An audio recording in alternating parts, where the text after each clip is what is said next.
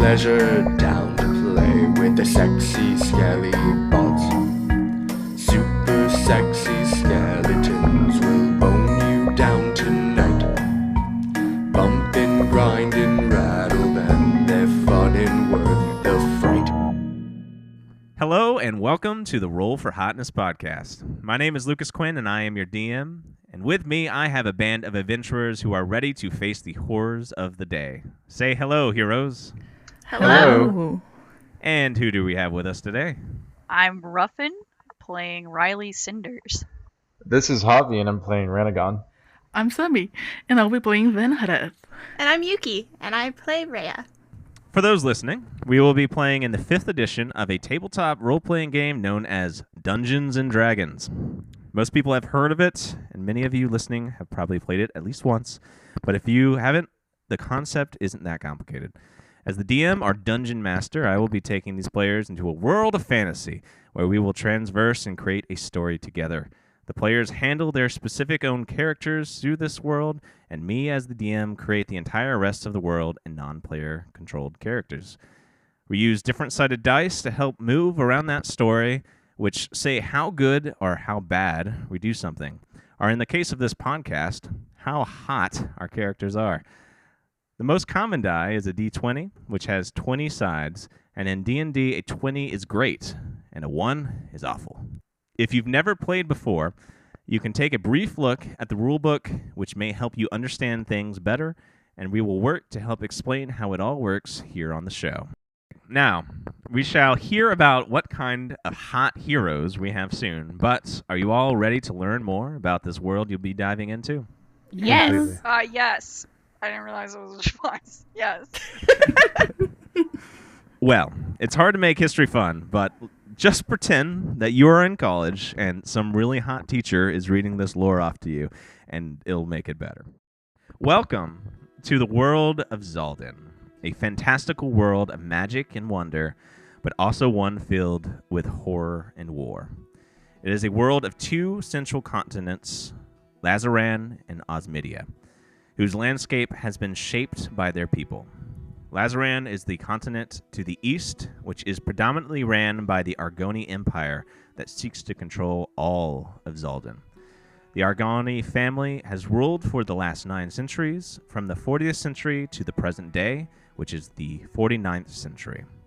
The continent of Lazaran is home to many tieflings, but is home to a few other races like humans, elves, and halflings. This is because of the creator of Zalden, who is known as Casaban. Casaban was a demonic lord within the plane of the Abyss, which, for those listening and who are not familiar with the concept, the Abyss is an outer plane, which, in simple terms, an outer plane is somewhat like heaven or hell. In fact, in D&D, there is a heaven and a hell that exists as outer planes. These are planes completely separate to what is known as the material plane, which would be the world of Zalden. The Abyss is a more chaotic version of hell, which is the easiest way to explain it for now. We'll learn more about the planes soon, but know that outer planes have very little connection to Zalden, and inner planes are more connected. Inner planes are closer to the theme of a spiritual world, mimicking most of the material world, but different. The plane of elsewhere is something we will go over very soon, and it is the inner plane to Zalden. But first, back to Casaban. He is the creator and the first god of Zalden. This demonic lord escaped the plane of the Abyss and made this world. He wanted a place to escape and created this world for his one true love, a woman named Lazara, who he helped escape the Abyss as well. More history for them will come later, but the combination of the two made the Tiefling people that most heavily populate the continent of Lazaran. Tieflings are a race of people that come from the offspring of a demon and a human. In many fantasy worlds, they are the edgy kids that people are kind of scared of for being part demon, but here in the world of Zalden, they are more of the majority.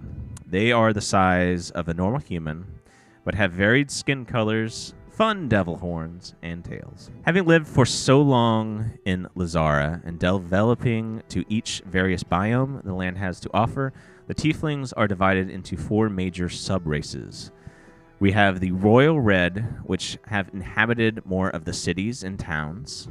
These are the builders of empires and politics and have maintained the red hue skin of a normal demon. They take a lot of pride in being closer to the creator Casaban. Those tieflings that lived on the islands to the south of Lazaran and have spent more time around the sea have developed a more blue-hued skin tone. These are known as the Ojai. These people are mighty seafarers and merchants. Tieflings that have dwelled in the mountains and have spent more time in the darkness of the earth than in the sun are known as the Yamen. These people tend to be mighty warriors and of great strength living in their mountain environment. The final group of tieflings flock to the woods and live a more druidic lifestyle. These are known as the Vizians, who value culture, healing, and creativeness more than anything. Outside of the tieflings, many of the other standard fantasy races came to Xalden through various means. All was well and accepted by the tiefling majority for quite some time until a particular event known as the Great Conjunction. To start, we must return back to the concept of inner planes, which connect directly to the material plane, in this case, the world of Xalden. In other fantasy material worlds, this typically includes three primary inner planes. We have the elemental plane, which is what brings the elements of fire, water, earth, and air into the material plane. A trip to this plane would allow an adventurer to see the four different environments of these elements in destructive form. Their elements come to the material form in a more controlled way. The other two planes, most commonly in the inner planes, are mirror planes. That means these reflect the material plane landscape, but the magic and the people are inherently different. One is the Feywilds, a magical land of fey creatures which are whimsical but sometimes deadly. The land is filled with color. Imagine fairies, satyrs, and magical elven types of design. The other is Shadowfell, which is the darker side of that coin. Shadowfell is the land of darkness and shadow, gothic in its nature to some level. We find vampires, werewolves, and plenty of dark creatures embracing either the shadow or the undead. The Feywilds, Shadowfell, and the elemental planes are pretty essential in creating a world and are always separate. The creator Casaban did not follow this and created a singular inner plane that would source the elements and magic of these three planes together. The Fey creatures would still exist, but they would become a merger of the more whimsical Fey and those of the Shadow. They would exist in a world of chaotic elements and landscape that would breed disaster and unspeakable horrors. This plane became known as Elsewhere to those from the material world, and those that lived in Elsewhere spent all their lives suffering in it, until another god came and saved them, opening a gateway from Elsewhere to the world of Xalden. That god was known as the Faceless One. Not much is known about this god, other than he flocked to Xalden at the time of the event. He was the second major god, and two more came to follow, Oleana and Azadin. It is said that the Faceless One, in great jest, touched upon mirrors in the material world and opened up a portal for the people of Elsewhere to flee. And so they did, a majority of them landing onto what is now called the continent of Osmidia. But not all from Elsewhere were good-natured. Many bad fae and monsters fled through the gateway while it was open. The gateway was shut after the pilgrimage of these people for good, and there is said to be no way back to Elsewhere. Before this event, there was already a good deal of monsters referred to as horrors in Xalden. When this conjunction between the two planes occurred, it only became worse. There is a group that finds and brings an end to these horrors when they become a danger to society. They are called the Hunters, and they existed before the Great Conjunction. While many of these people from Elsewhere were willing to join the Hunters and help defend the world from these horrors, the Argoni Empire and many of the people from Lazaran still have ill feelings about these outsiders. In the early days, there were many battles between the two sides of people. Those from Elsewhere made what was called the Thrall Alliance, which consists of the civilized and intelligent species from the inner plane. While Elsewhere was the long-term name of what the people from the material world had called the inner plane, the Elsewhere people who called it home had a different name for it, which was Thrall, named such because they felt slaves to the chaotic, undeniably deadly world. Now, many default to saying elsewhere. This alliance is in direct opposition of the Empire, who wants to control all of Zalden. The Empire, which, while more generally accepting of those from elsewhere than 6 centuries ago when they first arrived, still harbors both distrust and blame. At the present day, the two sides are at peace, but one that could still be easily broken. The Thrall Alliance still resides mostly in Osmidia, while the Argoni Empire controls all of Lazaran. There's still certainly more history to learn, but I don't want to bore you guys. For now, just know that this campaign will be a setting that indulges in both horror and comedy. It will be of a style that is both very gothic and very magical, as we blend these darker styles of Fae with the world ruled by tieflings. We have these different types of what I deem as Shadow Fae that come from elsewhere. For those that know the creatures of the Feywilds in Shadowfell, many of them have altered race variants to match the theme of the two mirror planes coming together. Satyrs with black devilish horns and skin, Centauri shades with horse lower body and an upper body of a black humanoid shadow. We have bat pixies, which are just as they sound. Pixies with a hunger for blood. We have altered variants of vampires and werewolves as well. And then the elemental genasi, which managed to thrive in elsewhere's elemental chaos. There are plenty more that we will see as we delve deeper into this world. Now, this campaign will no doubt be balancing questions about politics, immigration, and discrimination. There will be views from some NPCs that could prove unfavorable, but we shine a light on what we know is incorrect. There are plenty of hard topics that we will stay away from, but note that this will be a mature campaign with themes of horror close to a Curse of Strahd campaign. It's going to be a wonderful, funny, and scary world. Hell yeah. Now that we have heard about our setting, let's hear about who will adventure in this world. Sammy? Alright, well, I will be playing Ven'hareth, a 24-year-old human artificer with an eye for alchemy and a passion for entomology. A passion that permeates every aspect of my class, which led me to the creation of my homunculus servant, Duchess. Once just a dried exoskeleton of a golden beetle I had acquired from a prized collection.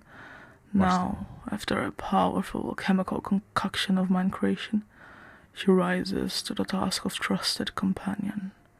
I live in Marston with my father, mother, uncle, and young sister. As a family, we help tend to a business, a magical item shop. It is the reason I travel at the moment, as every so often we require supplies for said shop that cannot be acquired locally. Ideally, you shall not refer to me outside of my earshot. It's quite rude. But if you absolutely must, they them pronouns shall suffice.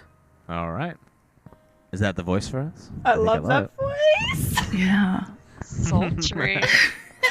Nat 20 voice. Wow. Hell yeah. All right. And Javi, what do we got coming from you? So I'm playing Rannagon, who is a human tiefling, and the class is going to be paladin. Oh, paladin. Yeah. Is there a certain god that you're going to be following? So that's the thing.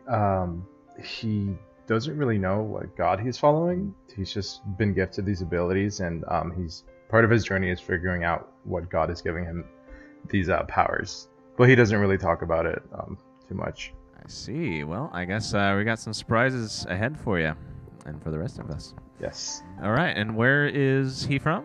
He's basically a mercenary from Sermont, the big industrial city. Mercenary. He really only picks up jobs though to do good, so he ends up turning down a lot of jobs depending on what kind of shady things he's being asked to do. His goal in life is to just see the good in people and help those in need whenever possible, so he's pretty selfless. He tries to be courageous and focused, but the downfall of that is he doesn't really make much time to himself.